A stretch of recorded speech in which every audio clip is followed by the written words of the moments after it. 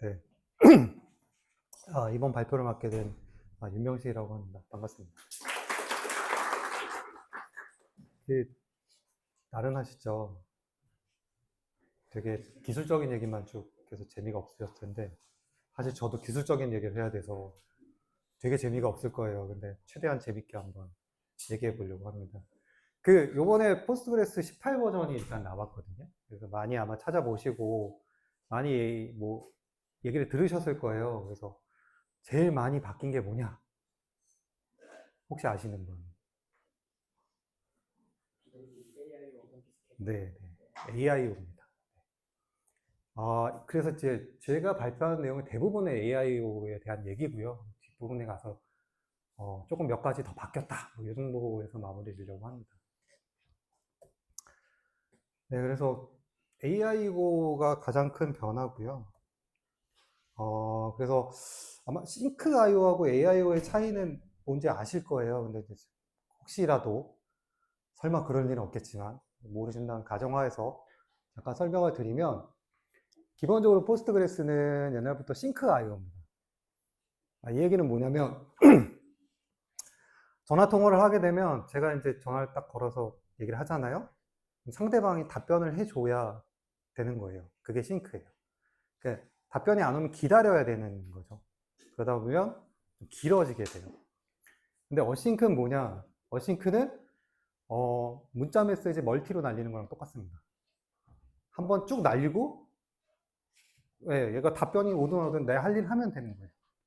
그래서 18 버전부터 이 IO의 아키텍처, 원래는 이제 제대로 정확히 얘기하면 그 내부 그룹에서는 17 버전부터 약간의 뼈대를 잡았다.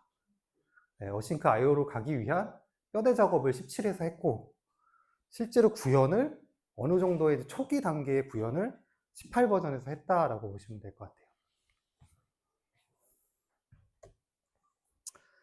그래서 18 버전은 설치해서 지금 테스트 해보신 분들이 계실지 모르겠지만, 그 새로운 파라미터가 하나 생겼습니다.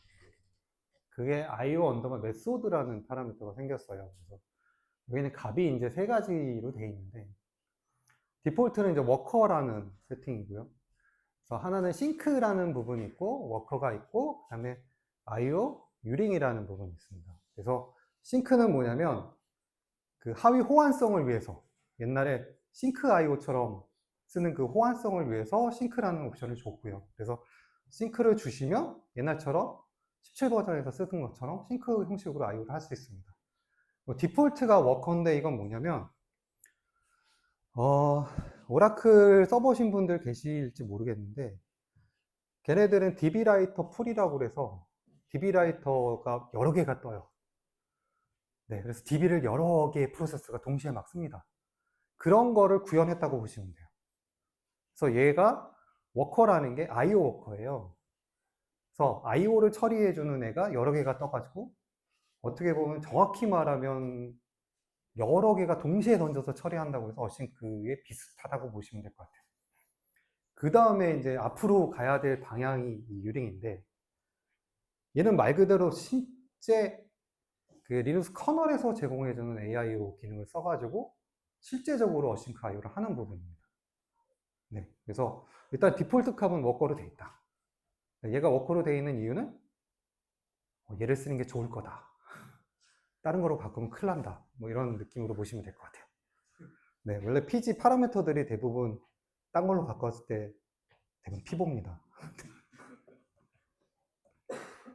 그래서 간단히 이제 테스트를 좀 해봤는데, 네, 이런 형식으로, 이건 이제 제가 한 건 아니고, 네, 급작스럽게 이 자료를 만드는 바람에 여기저기서 이제 다 모은 겁니다. 네, 그래서 일단은 테이블이 3.5기가짜리 테이블을 일단 임시로 만들었어요. 만들어가지고 해봤더니, 네, 포스트그레스 17은 옛날 싱크 방식이라고 보시면 17은 시간이 15초 정도 걸렸고요. 18 버전에서 그 IO 메소드를 싱크로 넣었을 때는 거의 비슷해요. 네, 옛날 방식이니까.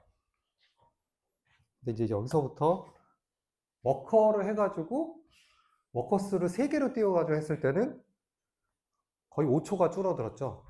그 다음에 그 옆에 이제 유링을 썼을 때는 네, 거기서 또 5초가 더 줄어들었습니다. 뭐 이렇게만 보면 예를 쓰면 엄청나게 많은 놀라셨는데 갑자기 네, 사실 이게 사기일 수도 있습니다. 직접 확인을 해보셔야 돼요. 그래서 보면 근데 이제 요거는 이제 콜드 캐시, 웜 캐시에 대해서 비교를 한 건데 사실 지금 웜 캐시 레벨에서는 IO 류링보다는 워커스로 가는 게 더 성능이 더 좋아요. 그래서 이게 약간 좀 그럴 수 있잖아요. 아까 보니까 유링이 되게 빠를 것 같은데 웜 캐시로 봤을 때는 워커가 더 빠르더라. 그게 왜 그러냐면 이게 프로세서가 3개, 4개가 동시에 땡겨서 그래요. 파일 시스템 캐시에서. 네, 그래서 빨라 보이는 거예요. 빠른 겁니다. 네.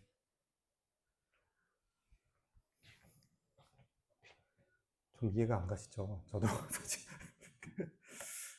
네, 그래서 그 다음에 이제 어떤 파라미터가 또 있냐면 이 Effective IO Concurrency라는 파라미터가 원래 있었잖아요. 근데 이 파라미터 기본값이 1에서 16으로 바뀌었어요. 18 버전에서는 확 올라갔어요. 그 다음에 IO 컴비네이션 리밋이라는 파라미터가 생겨서 요값하고 요값을 곱한 게 최대한 땡길 수 있는 IO 양이로 계산하실 수 있고, 그 다음에 이 IO 워커스가 디폴트로 갔을 때 이 라이터를 몇 개를 띄울 거냐. 네, 기본값은 3입니다. 하지만 피지에서 기본값은 옛날 구닥다리 세팅이기 때문에 좀 수정을 하게 되죠. 이런 값들은. 그러면 이제 일반적으로는 저희가 웨이트를 볼 때 데이터 파일 리드라는 게 클라이언트 액티브 쪽에서 백엔드 쪽에서 나오거든요. 일반적으로 보시면. 근데 이게 AI로 바뀌면서 IO 워커 쪽에 데이터 파일 리드라는 이런 웨이트 이벤트가 생기고 클라이언트는 IO 컴플리트라는 이런 웨이트로 바뀌었습니다. 네, 그래서 18 버전에서는 이런 웨이트가 보인다 라고 보시면 될 것 같아요. 그리고 또 하나의 뷰가 생겼는데 PG 언더바 AIOS라는 뷰가 생겼습니다. 이거는 어싱크 IO에 대한 모니터링 할 수 있는 뷰라고 보시면 될 것 같아요. 네. 그래서 플랜을 일단 보면 네, 17 버전에서는 뭐 네, 이런 식으로 시간이 이 정도 나오죠. 그다음에 IO 타임도 이렇게 나오고요.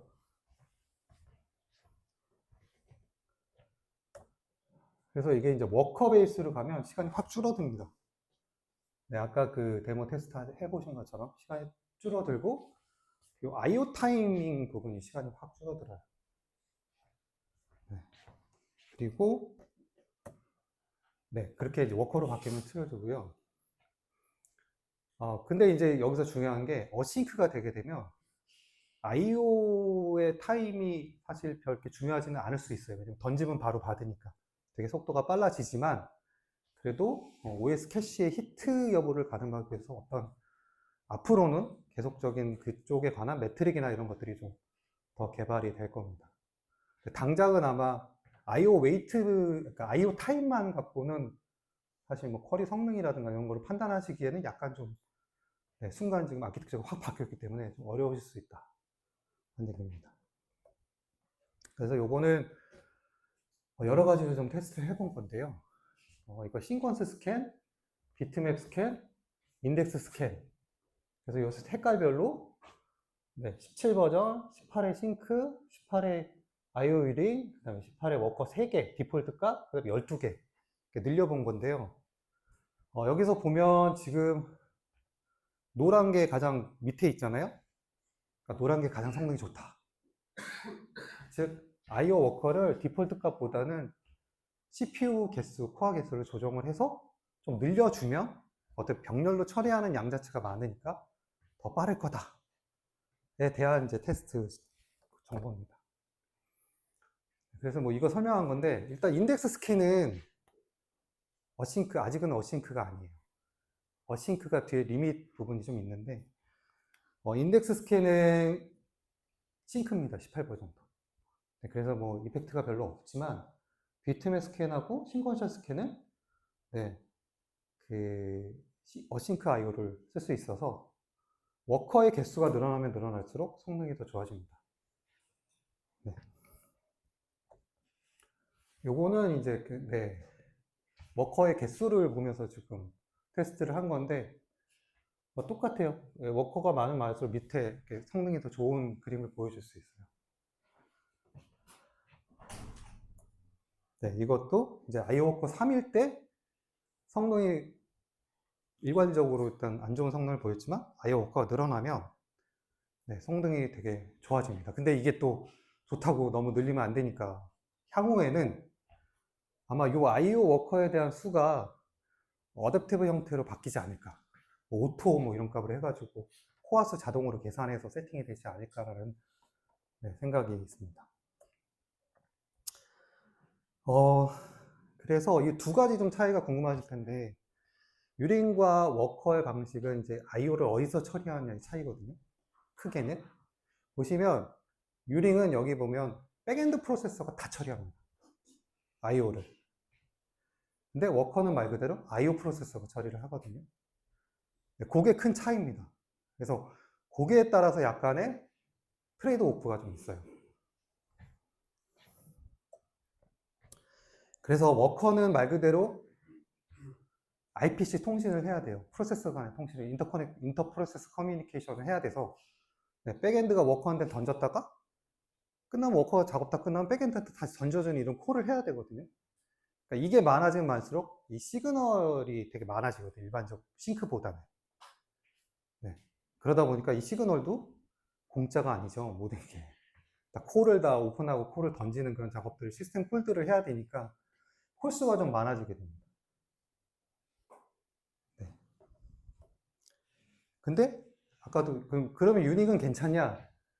얘는 또 무슨 문제가 있냐면 프로세서가 모든 IO를 처리하기 때문에 백엔드 프로세서가 파일 디스크립터를 더 많이 가져야 돼요. 일반적인 싱크보다. 그러니까 파일 디스크립터 소모량이 더 많아질 수 있어요. 네, 그래서 이렇게 세팅을 하려면 유리미스로 파일 디스크립터 수를 좀 많이 늘려주셔야 돼요. 네, 그런 좀 장단점이 있어요. 네, 너무 심각하게 안 받아주셔도 되고 이런 게 있다. 네. 그리고 사실 18이 나왔다고 바로 18 쓰실 분들은 없잖아요. 그러니까 대부분 한 뭐 패치 10이나 20 정도, 15 정도 가야 이제 그때서야 한번 써보자 이렇게 하는데 일단은 네, 이런 차이가 좀 있습니다. 그래서 이 차이를 좀 아시고 쓰시면 될 것 같고 그래서 제가 뭐 여러 사이트나 블로그를 찾아보고 해봤더니 그냥 워커를 그대로 써라. 워커는 IO 메소드는 얘가 제일 좋다. 대신 프로세스 수, 워커 수 3는 좀 너무 작다. 네, 만약에 이거를 테스트 해보시거나 진짜 막 나는 업무에 써보고 싶어. 막 너무 기능이 좋아서 그러면 다른 건 모르겠고 요건 기다려두고 요 코어수 스레드만 뭐 CPU의 뭐 4분의 1 정도 개수로만 조정을 해주시고 테스트를 해보시면 될 것 같아요. 네. 그래서 지금 제약은 있어요. 왜냐면 이게 완벽하게 다 된 게 아니에요. 이제 가는 길이거든요. 그러니까 이게 이 엄청난 어떤 느낌이냐면 원래 그 포스트그레스가 그 파일 시스템 버퍼, 파일 시스템 캐시에 영향을 되게 많이 받아요.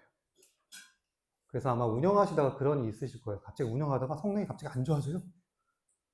그게 이제 메모리 모자라서 파일 시스템 캐시에서 땡기는 바람에 거기 있는 게 디스크로 빡 내려가면서 허리가 갑자기 성능이 팍 떨어지면서 빨간불이 막 울리기 시작하죠. 네, 그런 걸 가끔 겪어보셨을 거예요. 그래서 PG 쪽은 저희들은 항상 하는 얘기가 우리도 파일 시스템 캐시에서 벗어나고 싶다. 즉 다이렉트 IO를 하고 싶다. 라는 얘기를 많이 하죠. 그거 언제 되냐 막 이런 거 물어보고. 근데 이제 다른 엔터프라이즈급 DB들은 다이렉트 IO가 되죠. 오라클 같은 경우 특히 많이 얘기하는 오라클도 다이렉트 IO가 되고 그래서 뭐 그 유명한 더블 버퍼링을 안 한다. 네. 파시스탄 캐시 버퍼링을 안 한다라고 얘기를 하죠. 근데 그게 되려면, 다이렉트 IO가 되려면 어싱크 IO가 돼야 됩니다. 아키텍처상. 그래서 지금 이거는 나중에는 결국엔 다이렉트 IO를 할 거다. 그 아키텍처로 그릴 거다. 라고 보시면 됩니다. 그래서 현재의 어떤 제한사항은 네, 리드만 됩니다. 현재는.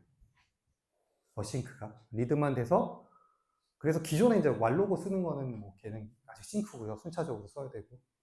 그리고 또 시퀀스 스캔하고 비트맵 스캔 그리고 백큐에서 리드하는 부분만 어싱크 IO가 됩니다. 그 외에 뭐 인덱스 스캔 이런 거는 아직은 싱크예요. 네. 그리고 유링을 쓸 때는 이거는 사실 빌드할 때 이 라이브러리를 붙여주셔야 돼요. 기존에 이제 뭐 18버전 다운로드 받았을 때 pg 언더바 config 쳐가지고 저 옵션을 컴파일할 때 없으면 걔는 못 쓰는 겁니다. 네, 컴파일할 때 저걸 주셔야 돼요. 네, 그리고 여기 뭐 최소 리눅스 커널 5.1 이상이 돼야 돼서 이거는 사실 어떻게 보면 리눅스에만 좀 한정된 얘기라고 보실 수는 있어요. 근데 워커는 뭐 리눅스 외에도 쓰실 수 있으니까. 네, 그래서 결국에 이제 다이렉트 IO도. 근데 이제 뭐 찾아보니까 18에도 기술적으로는 되는데 사실 권장을 안 합니다. 왜냐면 공식 멘트가 없었기 때문에 괜히 찾아가지고 썼다가 큰일 납니다.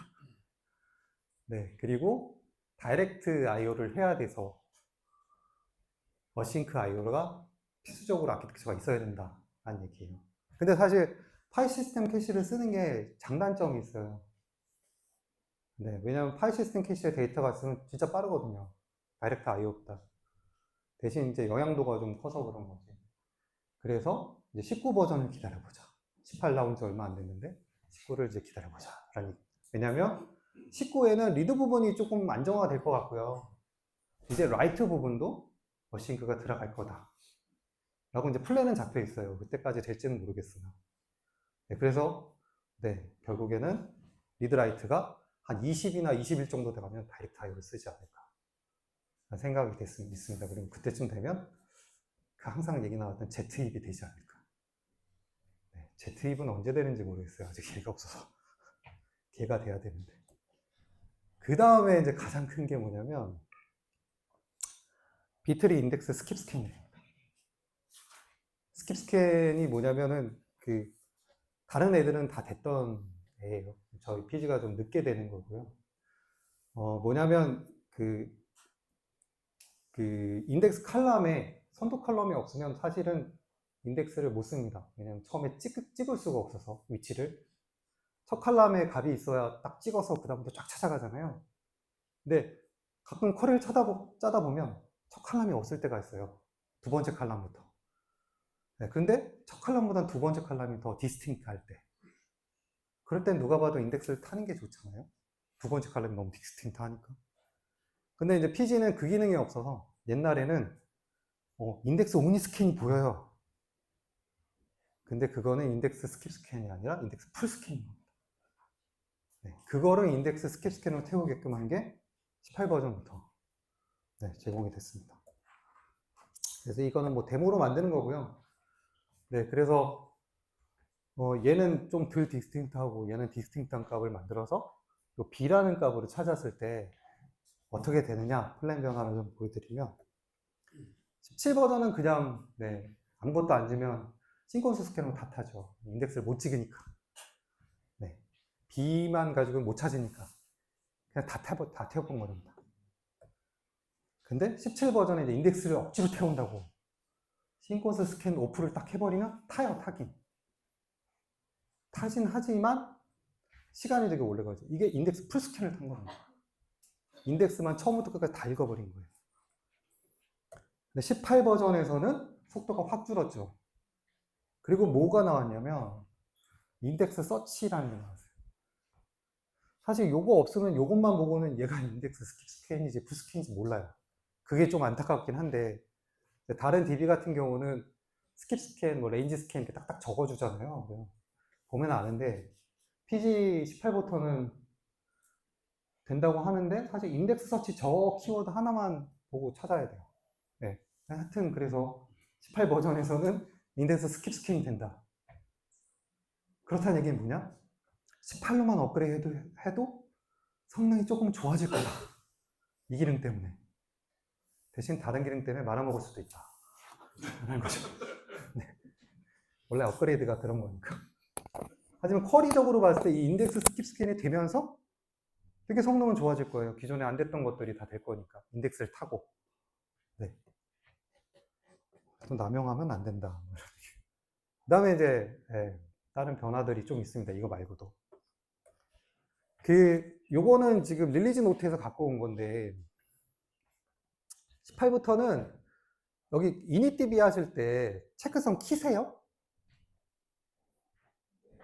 디폴트가 원래 체크성 안 키는 거라 거의 안 키시죠. 그러다 블록 커럭션 맞으면 난리 납니다. 그래서 18 버전부터는 디폴트가 키는 거예요. 그냥 initdb 하면 켜져요. 네, 이게 켜지면 좋은 점이 내가 굳이 블록 커럭션 안 찾아도 로그에 남아요. 커럭션 됐다고. 결국엔 복구하는 건 똑같지만 그래도 찾는 거는 편해요. 네. 그리고 여기 빨갛게 edb라고 적어놨죠. 왜냐면 요번에 18부터 OAuth라고 해서 유명한 인증 기능이 들어갑니다. PG 인증에. 그거를 기여를 edb 커미터가 제일 많이 했대요. 그래가지고 제가 edb 소속인데 좀 적어놓으라고 해가지고. 네. 그 다음에 중요한 게 이겁니다. UUID 7번 버전 7을 써요. 기존의 4에서 버전 7으로 넘어갔다. 뭐가 차이가 있냐면 UUID 7은 앞에 48비트인가? 그게 연속적으로 할당이 된다. 랜덤으로 할당이 되는 게 아니라. 그래서 거기서 시간을 계산해 낼 수 있어요. 네, 그래서 얘는 뭐 샘플을 좀 찾아보니까 이 UUID 키 가지고 파티션 프로닝도 할 수 있는 파티션 키로드도 사용할 수 있어요. 네, 하지만 한번 테스트는 해보셔야 된다. 네, 그거 믿고 썼다. 하여튼 UUID 체계가 바뀌었다고 보시면 돼요. 네, 그 다음에 제가 빨간색으로 중요한 제가 생각할 때 가장 중요한 거. 덤프를 내릴 때 통계만 내릴 수 있어요. 그리고 밀어넣을 때 사실 여기서 통계만 밀어넣을 수 있어요. 이 얘기는 뭐냐면 PG가 다른 DB들은 갑자기 통계가 한번 배치 돌리고 막 틀어질 때 있잖아요. 그럼 백을 할 수 있어요, 통계를. 오라클 같은 경우는 뭐 패키지 몇 개 써가지고 과거 시점의 통계로 돌릴 수 있고. 근데 얘는 안 돼요. 네. 그래서 PG는 막 배치 돌리고 막 통계 틀어져 버리면 옛날 통계로 돌릴 방법이 없는 거예요. 그럼 이제 쿼리 보고 막 쿼리 튜닝하고 막 이래야 되는데 덤프에서 저게 된다는 얘기는 통계를 백할 수 있다는 거예요. 자동 통계 수집을 끝나면 자동 통계 수집이 있으면 저것도 별 의미가 없겠지만. 네, 그래서 통계를 백하고 어느 시점에 통계로 돌아갈 수 있다. 장애 전에. 통계로 돌아갈 수 있다. 내지는 운영의 통계를 개발에 내려서 정확히 통계상으로 똑같은 DB를 만들 수 있다. 네, 그런 기능이 이제 제공이 됩니다. 그리고 맨 밑에 드디어 누마를 지원한다. 요새 장비들이 캐파가 코아스 96코어에 메모리 2테라 막 이럽니다. 네. 근데 아직도 네. 뭐 MySQL도 그렇고 뭐 다른 애들은 누마를 지원하는 것 같은데 이제 18 버전부터 컴파일 할 때 누마 라이브러리를 붙여주면 네, 누마에 대한 기능을 조금 사용할 수 있다. 그 다음에 아까 잠깐 보셨겠지만 이건 별 중요한 건 아닌데 로우가 인트 형태로 나왔어요. 여기 보시면 살짝 지나갔는데 여기 보면 7이군요. 이 로우가 인트잖아요. 이게 왜 중요한 업데이트인지 모르겠는데 18 보면 1.00으로 나와요. 네, 정수로 바뀌었어요. 근데 이것도 웃긴 게 0.5 로우가 별 의미가 없잖아요. 왜 저렇게 바꿨는지 모르겠는데 이유가 있겠죠. 뭐 오버플로우 때문에 그렇게 했을 수도 있고. 그리고 이제 MD5가 18 버전은 사라집니다. 디프리케이트 됐어요. 그래서 기존에 MD5 쓰시는 것들 업그레이드 할 때 SHA-256으로 다 바꿔주셔야 되고요. 그 다음에 이제 PG 업그레이드 할 때 보면 이제 18에서 19로 PG 업그레이드 한다. 옛날에는 이제 17에서 18 가면 통계가 다 날라가서 다시 통계 수집하잖아요. 이제 18부터는 통계를 남긴다. 네, 자지 수집할 필요는 없다. 하지만 불안해서 다시 수집합니다. 할 때 불안해서. 네, 그 다음에 뭐 중요한 건 아닌데 리터닝절에 네, 올드값, 뉴값들이 이제 지원이 되죠. 인서트, 업데이트, 딜리트, 뭐 머지, 예, 이런 거에서 뭐 개발하실 때 비폭 이미지, 뭐 옛날 값, 현재 값, 뭐 이런 거 체크해서 네, 다양하게 이제 하실 수 있습니다. 네, 저는 윤명식이라고 하고요. 제가 EDB 소속으로 웬만하면 소속을 잘 안 맡으려고 했는데 네, 그래서 한 작년에는 제가 발표 안 했고 네, 그래서 딱 오랜만에 왔더니 분위기가 네, 원래 이런 분위기 아닌데 되게 다양하신 분들이 좀 많이 오셨더라고요.